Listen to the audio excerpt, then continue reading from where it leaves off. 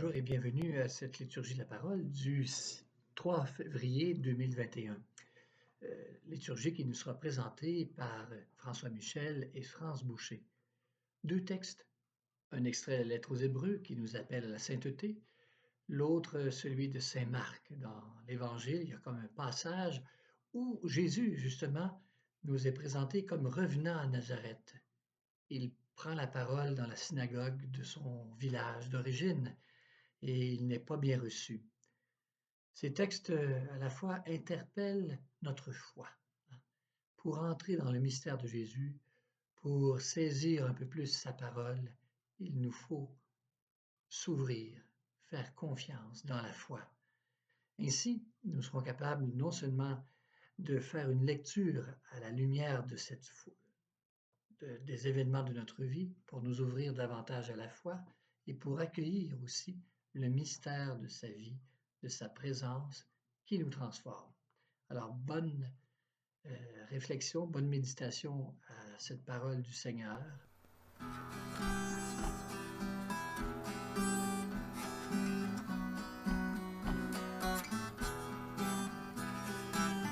Béni sois-tu pour la parole qui nous donne vie. Pour cette parole habitée de présence, qui ouvre la voie d'une naissance. Pour cette parole vraie et humanisante, ces mots par lesquels on te chante. Béni sois-tu pour la parole qui nous donne vie. Lorsque ta parole s'offrait chair dans la nuit, en Jésus nous l'avons accueillie. Lorsque ta parole rend nos vies plus vivantes, tes mots prennent chair, on les chante. Béni sois-tu pour la parole qui nous donne vie. Tu as les paroles de la vie éternelle, remets-nous au monde qui t'appelle. Tu as les paroles pour combler toute attente, que ce soit en nous, toi qui chantes. Béni sois-tu pour la parole qui nous donne vie.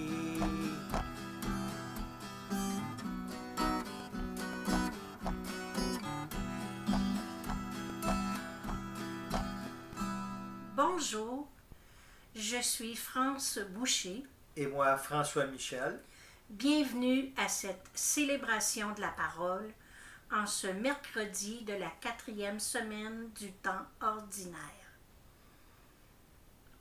Ensemble et dans la joie, entrons en célébration. Au nom du Père, du Fils et du Saint-Esprit. Amen. Seigneur, c'est toi qui nous rassembles aujourd'hui. Répands ta lumière dans nos esprits pour que nous soyons toujours fidèles à te servir. Puisque c'est toi qui nous as créés dans ta sagesse et qui nous enseignes avec amour, donne-nous d'être attentifs à ta parole pour apprendre et trouver au cœur de nos expériences la joie et l'espérance de la vie. Aujourd'hui, 3 textes seront proclamés. En premier, nous écouterons un texte tiré de la lettre aux Hébreux qui nous invite fermement à apprendre des leçons de la vie sous l'inspiration divine. Il sera suivi d'un psaume évoquant un appel du peuple de Dieu à reconnaître la crainte de Dieu comme une bénédiction. Puis, nous écouterons un passage tiré de l'Évangile de Marc qui confirme la dignité humaine comme porteuse de vérité en Jésus-Christ. Le passage de la lettre aux Hébreux qui va suivre pourrait être perçu par plusieurs comme un reproche, comme une réprimande pour celui ou celle qui n'est pas à la hauteur de la situation ou qui n'a pas bien suivi les instructions. En fait, l'auteur semble plutôt agir comme un éducateur, comme un éveilleur de conscience qui nous invite à reconnaître dignement nos erreurs. Mais surtout, il nous invite à tirer profit de ces erreurs en apportant des correctifs qui nous feront grandir dans la dignité et qui rendront droit les sentiers sur lesquels nous nous engageons. Lettre aux Hébreux. Frères, vous n'avez pas encore résisté jusqu'au sang dans votre lutte contre le péché, et vous avez oublié cette parole de réconfort qui vous est adressée comme à des fils. Mon fils, ne néglige pas les leçons du Seigneur, ne te décourage pas quand il te fait des reproches. Quand le Seigneur aime quelqu'un et lui donne de bonnes leçons, il corrige tous ceux qui l'accueillent comme ses fils. Ce que vous endurez est une leçon. Dieu se comporte envers vous comme envers des fils. Et quel est le fils auquel son père ne donne pas des leçons? Quand on vient de recevoir une leçon, on n'éprouve pas de la joie, mais plutôt de la tristesse. Mais plus tard, quand on s'est repris grâce à la leçon, celle-ci produit un fruit de paix et de justice. C'est pourquoi redressez les mains inertes et les genoux qui fléchissent, et rendrez droit pour vos pieds les sentiers tortueux. Ainsi, celui qui boite ne se fera pas d'entorse, bien plus il sera guéri. Recherchez activement la paix avec tous et la sainteté, sans laquelle personne ne verra le Seigneur. Soyez vigilants, que personne ne se dérobe à la grâce de Dieu, qu'il ne pousse chez vous aucune plante aux fruits amers. Cela causerait du trouble et beaucoup en seraient infectés. Parole du Seigneur. Nous rendons grâce à Dieu. Apprendre des leçons de la vie. Frères, vous n'avez pas encore résisté jusqu'au sang. Se pourrait-il que nous ayons parfois tendance à l'abandon dans une vie parsemée d'écueils? Des écueils qui peuvent mener au découragement ou à la perte de confiance, la maladie, le chômage, le deuil, mais aussi et surtout des écueils qui peuvent entraîner l'être à faire les mauvais choix. Votre lutte contre le péché, le mensonge, le jugement, l'indifférence. Choisir la route et s'y engager, c'est la réalité même de la vie. Cependant, personne n'échappe aux conséquences de ses choix. Le Père nous connaît bien. Il a envoyé son Fils pour nous aider, pour nous guider. Sa parole nous offre un manuel d'apprentissage qui renforce la dignité de tout être humain. Suivre la parole de Jésus contribue à aplanir la route. Avec lui, elle devient droite. En bon pédagogue, il semble nous proposer 3 étapes pour y parvenir. Premièrement, ne néglige pas les leçons du Seigneur. Assumons les réalités de nos vies. La vie est ce qu'elle est. Nous ne pouvons pas la changer, mais nous pouvons changer. Deuxième étape, rendez droit pour vos pieds les sentiers tortueux. Introduire l'humilité dans votre apprentissage. Savoir reconnaître nos fautes.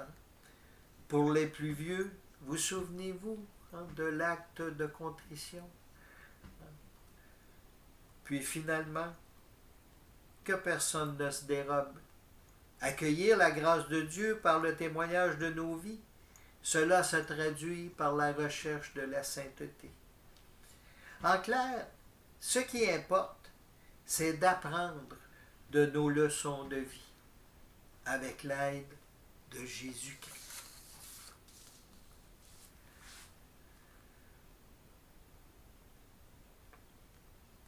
Avez-vous déjà fait l'expérience de la crainte de Dieu? Pas la peur de Dieu, mais la rencontre de notre impuissance avec la puissance de Dieu.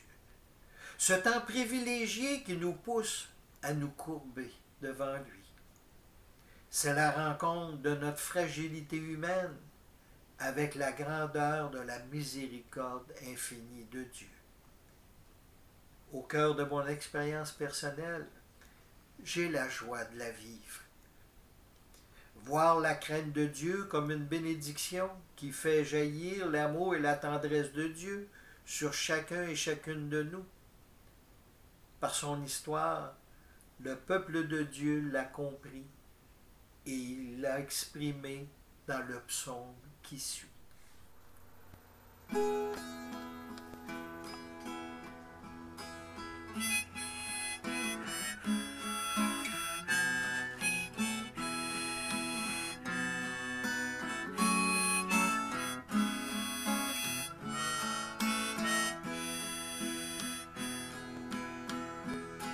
L'amour du Seigneur sur ceux qui le craignent est de toujours à toujours. Bénis le Seigneur, ô mon âme. Bénis son nom très saint, tout mon être. Bénis le Seigneur, ô mon âme. N'oublie aucun de ses bienfaits.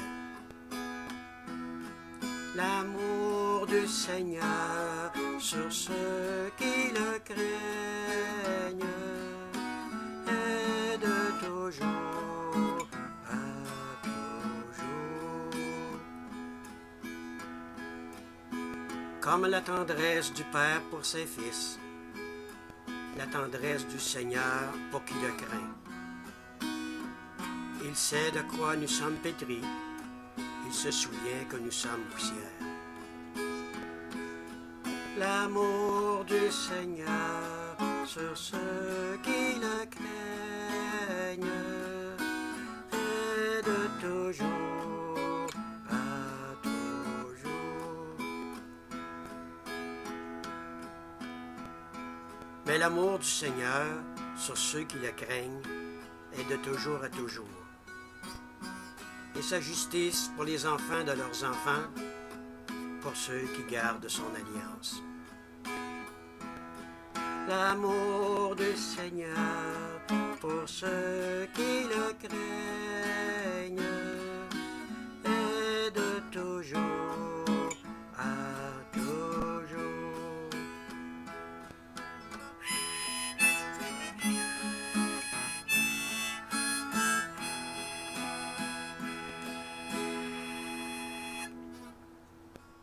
La parole qui va suivre met en évidence l'identité chrétienne à partir de son lieu d'origine. Jésus-Christ, le Fils de Dieu. Dans la foi, la dignité humaine est porteuse de vérité. Notre relation avec un Père miséricordieux est porteuse de joie et d'espérance. Mais la réalité nous oblige d'assumer notre identité chrétienne comme Jésus a dû le faire dès le début de son ministère baptismal, chez lui.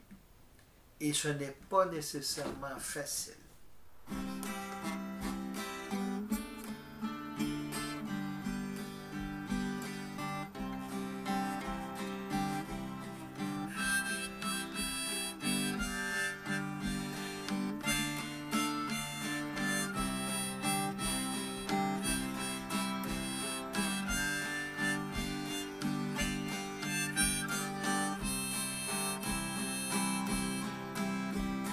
Fais entrer le soleil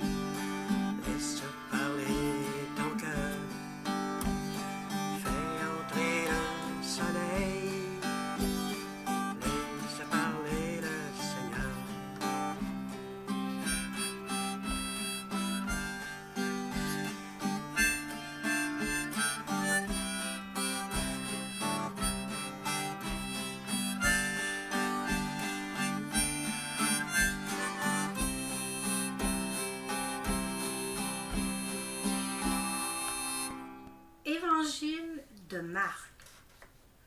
En ce temps-là, Jésus se rendit dans son lieu d'origine et ses disciples suivirent.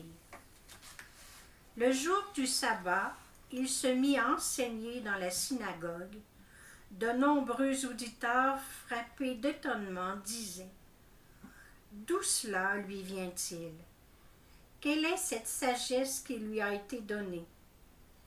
Et ces grands miracles qui se réalisent par ses mains?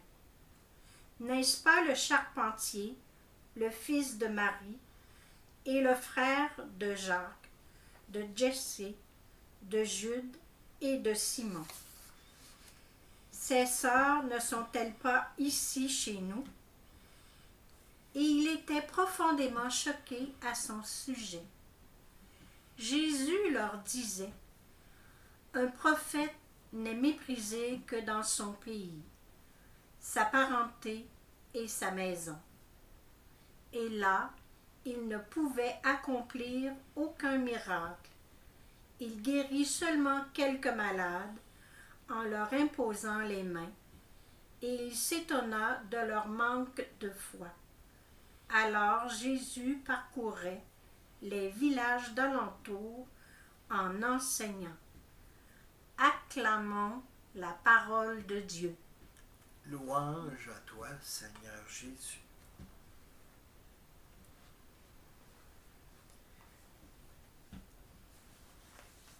Avez-vous remarqué, après avoir entrepris son ministère baptismal, Jésus rentre chez lui transformé. Les gens voient bien qu'il s'est passé quelque chose depuis son escapade au désert. Ils sont frappés d'étonnement, mais ils ne comprennent pas. Tout ce qu'ils peuvent voir en Jésus, c'est le charpentier, le fils de Marie.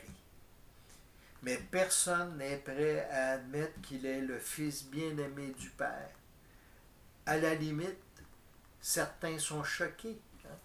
Pour qui il se prend? L'identité chrétienne transcende au cœur du lieu d'origine. N'est-il pas le Fils? Prend tout sa signification. Comme nous pourrions dire aujourd'hui pour chacun et chacune de nous, comme baptisés, n'est-il pas le Fils? N'est-elle pas la fille du Père en Jésus-Christ? Les gens sont dépassés par la force du témoignage de Jésus. Il enseigne, il guérit des malades, il nourrit les affamés, il redonne la vie. Tout cela lui vient-il? Quelle est cette sagesse qui lui a été donnée? Son témoignage met en évidence le souci premier de Dieu. La personne d'abord. Un regard, une écoute, un toucher, une parole portée vers la personne. Jésus révèle ce qui semble avoir été oublié, soit les gestes à la base même de la loi et de la foi. Sans eux, l'observance devient stérile. Avec mépris, plusieurs étaient profondément choqués. Aujourd'hui, nous pourrions identifier le mépris par notre indifférence envers les pauvres, les malades, les sans-voix, les marginaux, par nos regards condescendants, par la fausse pitié. Ah, c'est donc de valeur. Pauvre lui! Des mots creux qui ne portent aucune espérance. Des mots qui rabaissent et qui enfonce encore plus la personne dans sa souffrance et sa douleur. Conséquence du refus des croyants de croire, là, ils ne pouvaient accomplir aucun miracle. Des mots durs, parce que ici, Jésus ne parle pas à des païens, mais bien à ses frères et sœurs dans la foi. Dans ce contexte, il a repris la route, déçu du peu d'accueil reçu dans ses propres murs. Un bel exemple dans notre monde aujourd'hui nous porte à la réflexion. Le débat sur les soins de fin de vie, Selon nos valeurs chrétiennes, l'aide médicale à mourir n'est pas une option. Hein? Il faut prendre position. Cependant, nous pourrions déchirer nos chemises et nous asseoir fermement sur nos convictions, les mains en l'air à supplier. La réalité demeure. Le devoir fondamental du chrétien sera de tenir la main de celui ou celle qui, dans la liberté humaine, fera ce choix. La tenir sans préjudice et sans préjugés, mais surtout la tenir sans jugement, imposant les mains avec amour et la tendresse fraternelle de Jésus-Christ. Nous voulons savoir la vérité. Dans la foi et le témoignage, la dignité humaine est porteuse de vérité.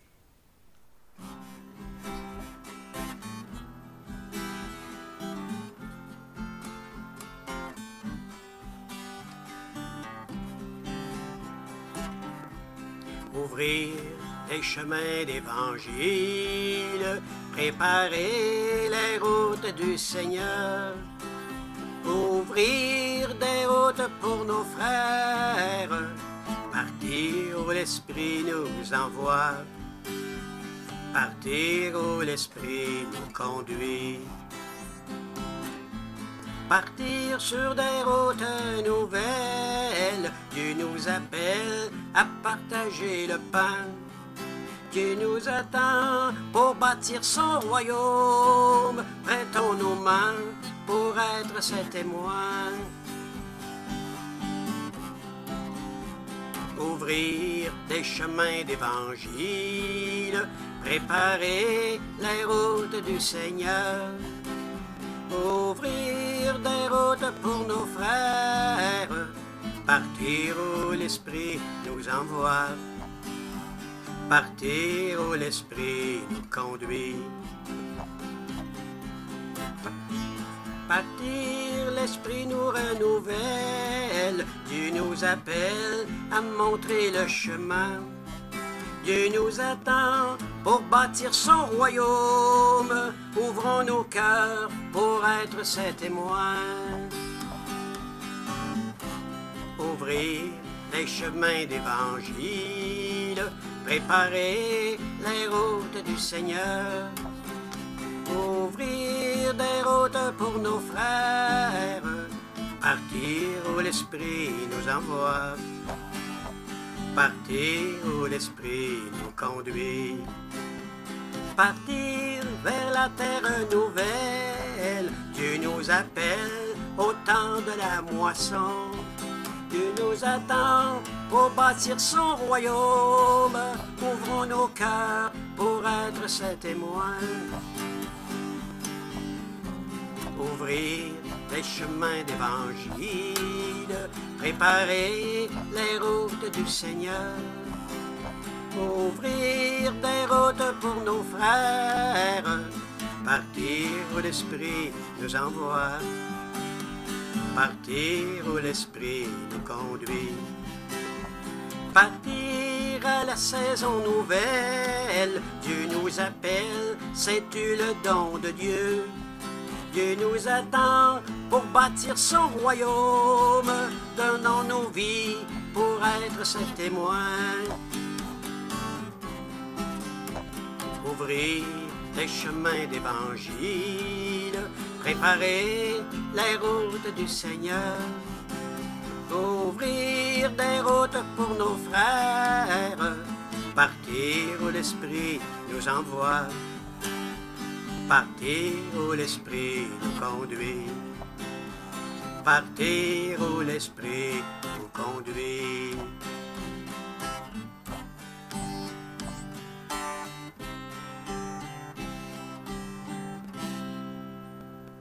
La dignité humaine est porteuse de vérité en Jésus-Christ. Elle révèle en elle l'amour d'un père pour ses enfants. Après chaque intention, nous répondrons « Seigneur, entends notre prière. » pour toutes les personnes malmenées et oubliées en temps de pandémie, qu'elles trouvent sur leur route des femmes et des hommes qui attestent l'amour véritable d'un Père aimant pour ses enfants. Seigneur, entends notre prière. Pour les personnes qui croulent sous les jugements et l'indifférence, qu'elles trouvent sur leur route des êtres aimants qui justifient la solidarité et la proximité d'un Père aimant, soucieux de ses enfants. Seigneur, entends notre prière. Pour les personnes angoissées par la maladie ou le chômage, qu'elles trouvent sur leur route des personnes qui manifestent l'empathie et la compassion d'un Père aimant pour ses enfants. Seigneur, entends notre prière. Pour les ministres ordonnés et toutes les personnes qui œuvrent en son nom, qu'ils offrent leur temps et leur cœur pour montrer la force et la gloire d'un Père aimant pour ses enfants. Seigneur, entends notre prière.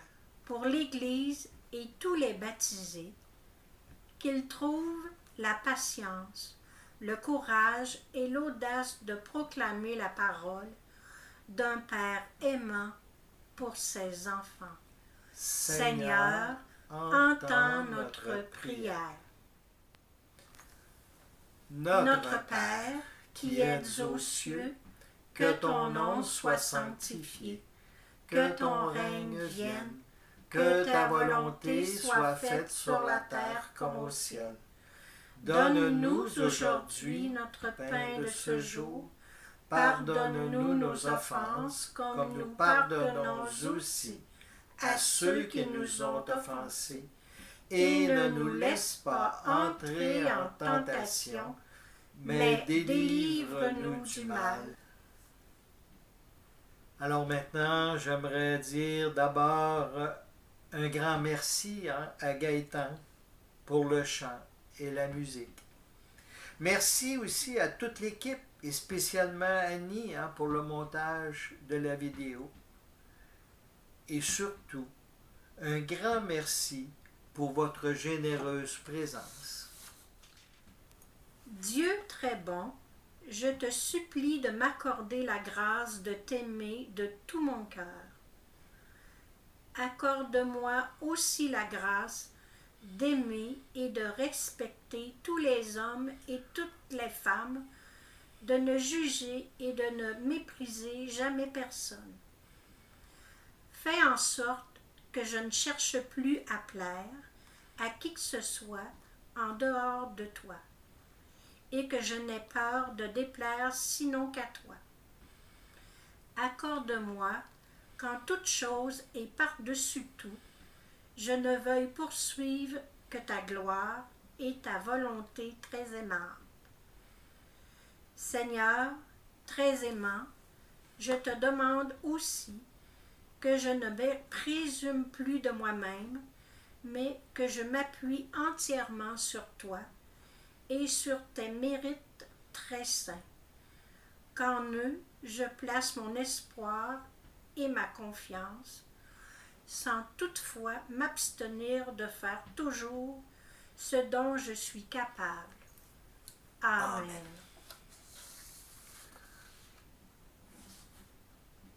Alors soyez bénis et allez dans la joie et dans la paix du Christ.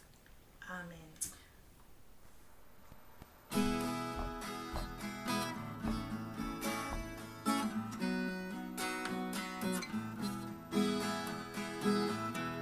Avez-vous le goût de bâtir avec nous un monde nouveau, un monde nouveau? Avez-vous le goût de bâtir avec nous un monde meilleur pour le Seigneur? Le Père a créé ses enfants pour aimer, il nous a tout donné en son Fils bien-aimé. De nos cœurs d'enfants chantons reconnaissance, chantons sa providence. Avez-vous le goût de bâtir avec nous un monde nouveau, un monde nouveau? Avez-vous le goût de bâtir avec nous un monde meilleur pour le Seigneur? Le Christ est venu nous apprendre la route. Il marche avec nous sur nos pauvres chemins. Il trace devant nous un chemin de bonheur. Ensemble, avançons de tout cœur. Avez-vous le goût de bâtir avec nous un monde nouveau, un monde nouveau? Avez-vous le goût de bâtir avec nous un monde meilleur pour le Seigneur? Un monde meilleur pour le Seigneur.